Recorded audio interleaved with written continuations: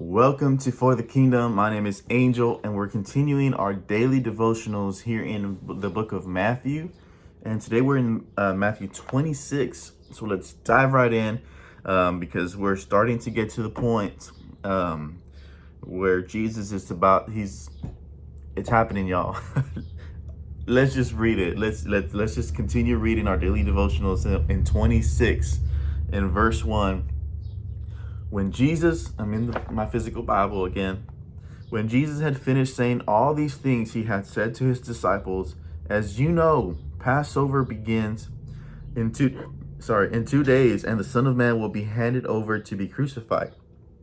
At that same time that Jesus was talking to the disciples, the leading priests and elders were meeting at the residence of Caiaphas. Someone correct me on that one. The high priest plotting how to capture Jesus secretly and kill him. So they were already planning to get Jesus killed, but not during the Passover celebration, they agreed, or the people may riot. So Jesus is starting to tell the disciples that in 2 days during the Passover, Jesus was going to be delivered to get crucified. And then it continues in verse 6. Meanwhile, Jesus was in Bethany at the home of Simon, a man who had previously had leprosy. So it's a man that Jesus had previously healed. While he was eating, a woman came in with a beautiful alabaster jar of expensive perfume and poured it over his head. She just comes in and just dumps this stuff over Jesus's head. In verse 8, it says, the disciples were indignant when they saw this. "What a waste," they said. "It could have been sold for a high price and the money given to the poor," because it was some expensive stuff apparently. And the disciples are freaking out, like, "What'd you just do? Like, what are you doing, man? You just ruined it. Like, what is this?" And in verse 10, but Jesus, aware of this, replied, "Why criticize this woman for doing such a good thing to me?" Come on, listen to this. "You will always have the poor among you, but you will not always have me." He's talking about the physical body. She has poured this perfume on me to prepare my body for burial. I tell you the truth, wherever the good news is preached throughout the world, this woman's deeds will be remembered and discussed. What she did was a very beautiful thing. See, the thing is that Jesus's body was not going to have time to be prepared for burial because of the brutality that is to come, the crazy, horrible things that's about to happen. His body wasn't going to be properly prepared for burial. So what this woman just did by pouring that perfume, extremely expensive perfume, over his head and covering him, was a beautiful act that Jesus even said that this small thing was going to follow the gospel everywhere. And that's why that is in the Bible, because Jesus said that that's how important that part is. You know what she did there? It was a big deal. So let's continue in verse 14. Then Judas Iscariot, one of the 12 disciples, went to the leading priests and asked, "How much will you pay me to betray Jesus to you?" I think that last rebuke when Jesus corrected them with the perfume might have been Judas's like last straw or something, or he might have got a little offended after that last one. So he went and did this, right? And they give him 30 pieces of silver. From that time on, Judas began looking for an opportunity to betray Jesus. See, the thing with the officials and everything like that, back then they didn't have like photographs to identify. So for them, it was it was a good thing to have Judas, because Judas can lead the officials, the soldiers, and say that's him. They can point him out, and they can point Jesus out in the crowd, right? And wow, so see, we're starting to get to the point. We're starting to get to the point. So let's continue reading. On verse 17, on the first day of the festival of unleavened bread, the disciples came to Jesus and asked, "Where do you want us to prepare the Passover meal for you?" "As you go into the city," he told them, "you will see a certain man. Tell him the teacher says, 'My time has come, and I will eat the Passover meal with the disciples at your house.'"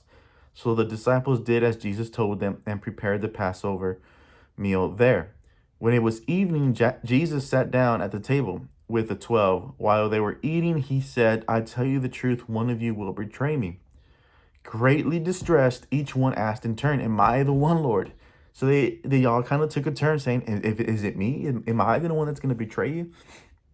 And he replied, one of you who has just eaten from this bowl with me will betray me, for the Son of Man must die, as the scripture declares long ago. But how terrible it would be for the one who betrays me. It would be far better for that man if he had never been born. Wow. Judas, the one who would betray him, also asked, Rabbi, am I the one? I can almost imagine him doing what he just did and nervously asking, Jesus, am I the one? Right? Just super nervous because of what he had just done. And so Jesus told him, you have said it. And he left it at that. As they were eating, Jesus took some bread and blessed it and then broke it in pieces and gave it to the disciples, saying, take this and eat it, for this is my body. And he took a cup of wine and gave thanks to God for it. He gave it to them and said, each of you drink from it, for this is my blood, which confirms the covenant between God and his people. It is poured out as a sacrifice to forgive the sins of many. Mark my words, I will not drink wine again the day I drink it new with you in my Father's kingdom. Wow. Then they sang a hymn and went out to the Mount of Olives. So in verse 31, on the way, Jesus told them, tonight all of you will desert me, for the scripture says, God will strike the shepherd and the sheep of the flock will be scattered. But after I have been raised from the dead, I will go ahead of you to Galilee and meet you there. So Peter declared, even if everyone else deserts you, I will never desert you, right? Peter, first one to step in. He's always been like that. And Jesus replied, I tell you the truth, Peter. This very night before the rooster crows, you would deny 3 times that you even know me. Wow, right? And Peter's like, no, even if I have to die with you, I will never deny you. And all the other disciples vowed the same. So Jesus is trying to tell them, like, this is what's going to happen, guys. And Peter's like, no, like that's not going to happen. So they're having this back and forth conversation, right? And Jesus is saying, like, that's what's going to happen. In verse 36, then Jesus went with them to the olive grove called Gethsemane, and he said, sit here while I go over there to pray. So he took Peter and Zebedee's 2 sons, James and John, and he became anguished and distressed. He told them, my soul is crushed with grief to the point of death. Stay here and keep watch with me. Wow. Can I read that again? He told them, my soul is crushed with grief to the point of death. Stay here and keep watch with me. Jesus was feeling his physical body was feeling some pressure. He knew, see, the thing is, Jesus knew what was just about to happen. I was about to say, can you imagine? But no, you can't. I can't. You can't imagine what Jesus must have been feeling at this point, knowing exactly what he was about to go through. And here we have Jesus saying this. We have him saying, my soul is crushed with grief to the point of death. Stay here and keep watch with me. So he went on a little farther and bowed with his face to the ground, praying, my Father, if it is possible, let this cup of suffering be taken away from me. Yet I want your will to be done, not mine. So then he returned to his disciples and found them asleep. And he said to Peter, couldn't you watch with me even 1 hour? He found them asleep. Keep watch and pray so that you will not give in to the temptation. For the spirit is willing, but the body is weak.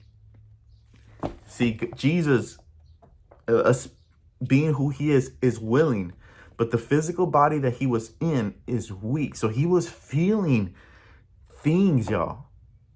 He knew what he was going to go through. Like, if you knew right now you were about to get whipped, if you were about to get dragged, if you were about to get beat so bad that people would not recognize what you look like, and then you were going to get crucified, you were going to get nails gone through your hands and your wrists and your feet, and you were going to get something.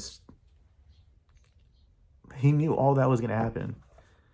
He was willing to do it. He's willing, but the flesh is weak, and he was starting to feel it. He was starting to feel that, right? And so I already lost my place. I'm getting all And then he goes back, right? Only to find his disciples asleep. And he's like, you couldn't just keep watch for just 1 hour for me, y'all? Then Jesus left them a second time and prayed, my Father, if this cup cannot be taken away unless I drink it, your will be done. When he returned to them again, he found them sleeping, for they couldn't keep their eyes open.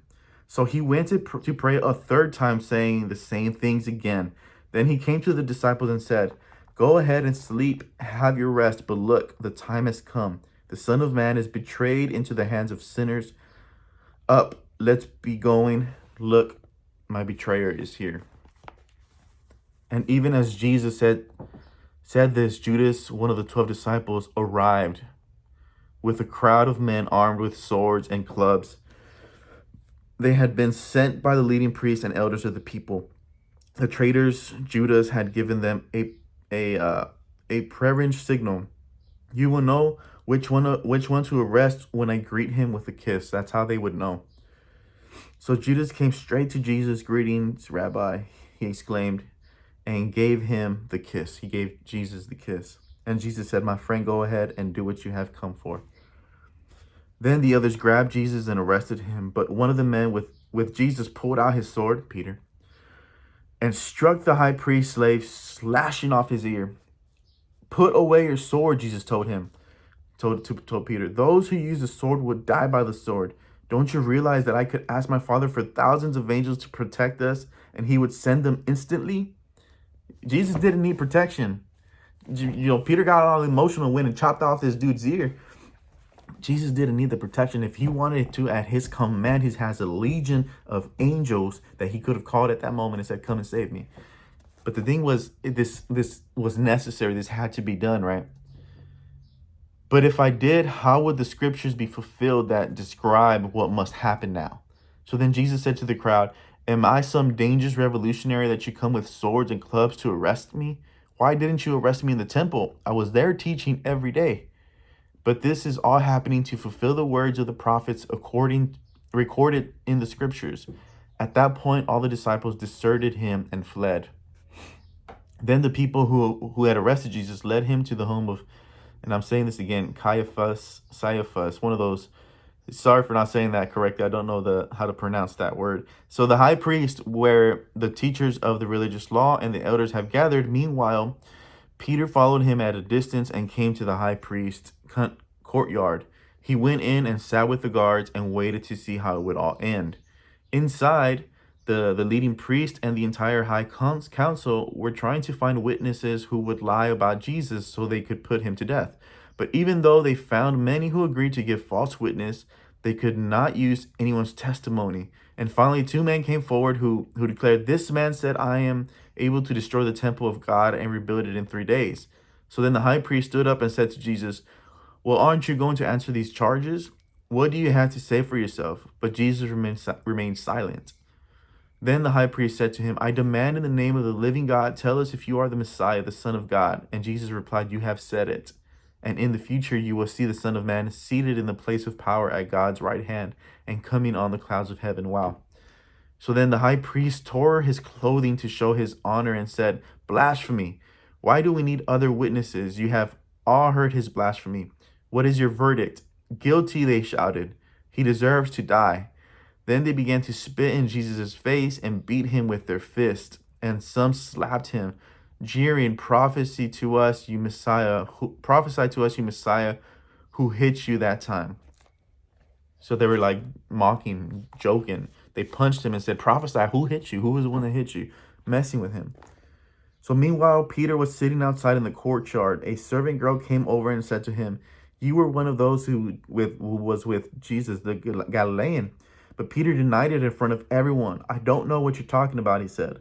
Later, out by the gate, another servant girl noticed him and said to those standing around, this man was with Jesus of Nazareth. And again, Peter denied it, the time with an oath. I don't even know the man, he said. A little later, some of the other bystanders came over to Peter and said, you must be one of them. We can tell by your Galilean accent. Peter swore, a curse on me if I am lying. I don't know the man. And immediately the rooster crowed. Before the rooster crows, remember, you would deny me 3 times. Suddenly, Jesus' words flashed through Peter's mind. Before the rooster crows, you would deny 3 times that you even know me. And he went away weeping bitterly. Of course, of course. And that's the end of chapter 26. And wow, wow. We're getting there. We're getting to that point, and I know that in just a few days, it will be, that Sunday. And so I just want to say, wow, like we're finally here. The book of Matthew. We've been reading the book of Matthew, and now we are here. And so, as we continue reading this, I just want everyone to keep in mind, like, what Jesus went through, what he was extremely willing to go through, was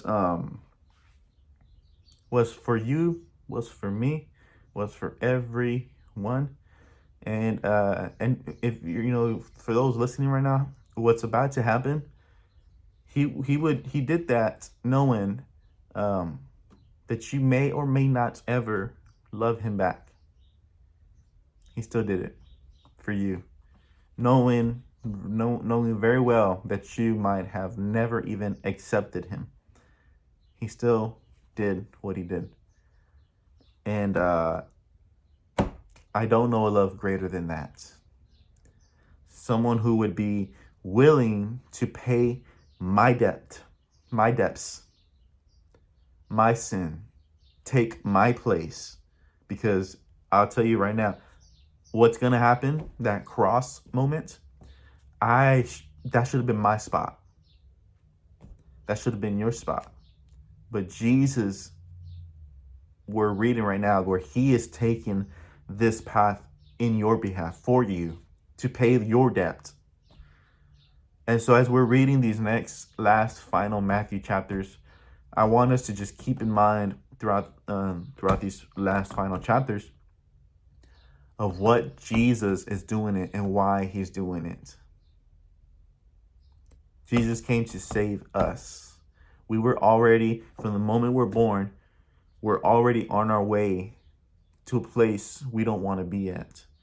But that's why Jesus came. To give us a lifeboat in a way.